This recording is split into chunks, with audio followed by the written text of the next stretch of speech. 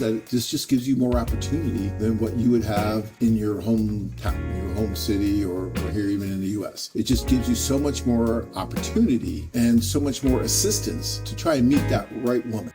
Guys, we've been doing this for 30 years now, right?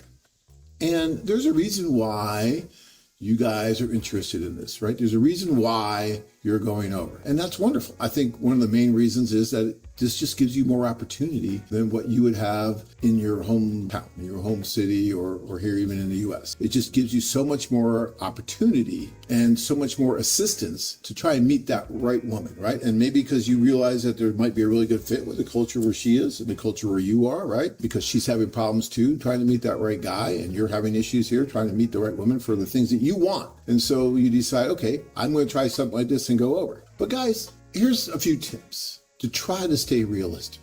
And tell me if I'm off base too much. Tip number one, until you meet the woman, right? Until you actually meet her, you really don't have quote unquote real relationship. Okay, you might have kind of a virtual relationship. You might have something like that, but are you engaged before you meet her? No, you're not. You should not really be purchasing an engagement ring and doing those kind of things until you actually meet.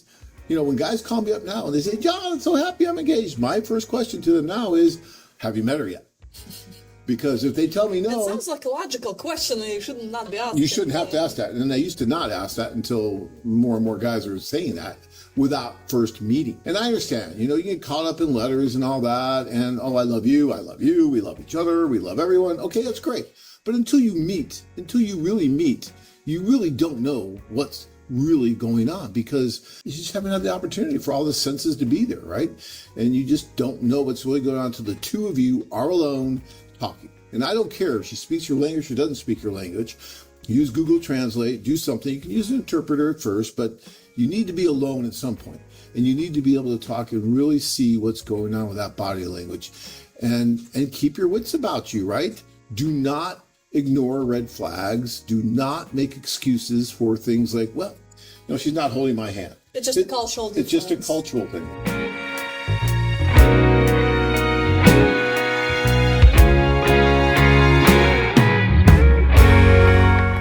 Is it a cultural thing for a woman not to hold a guy's hand? On the first date, I mean, there could be moments when she is uncomfortable, so the first date, okay. First date, okay, I'll give you that.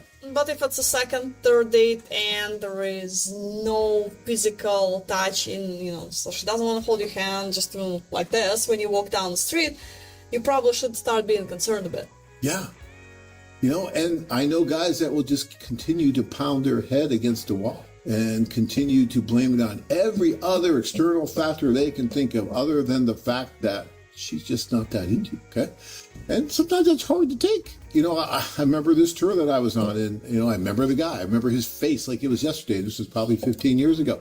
And the poor guy met this wonderful woman at the social, and she was just being nice, and she was going out with him, every day almost, during the day, which was fun. They had fun. They were dating. It was great, okay? It was dating. There's nothing wrong with dating. But she wasn't that serious about him. He was already planning the marriage, planning the kids, the dog, the cat, all that. The white picket fence, had it all in his mind, right?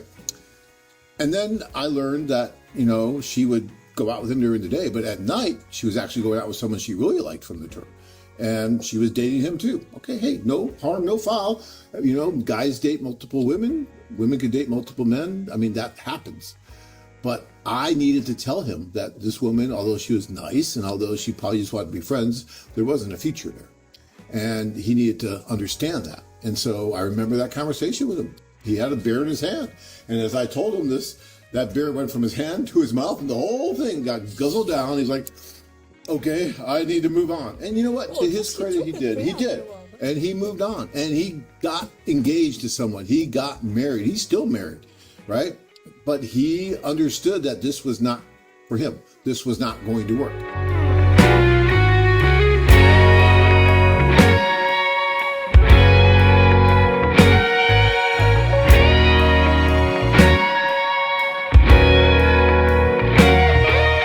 Searching for that one special woman to complete your life? Join men from all over the world as they take a trip and find their future brides. Check out our website at BangkokWomen.com.